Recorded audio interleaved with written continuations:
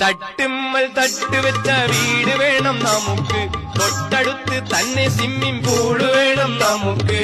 എങ്കിലും എൻ കതിയക്കുട്ടി, എന്നുമെന്നും നീ എന്റെ കനകക്കട്ടി, നീ എന്റെ കനകക്കട്ടി.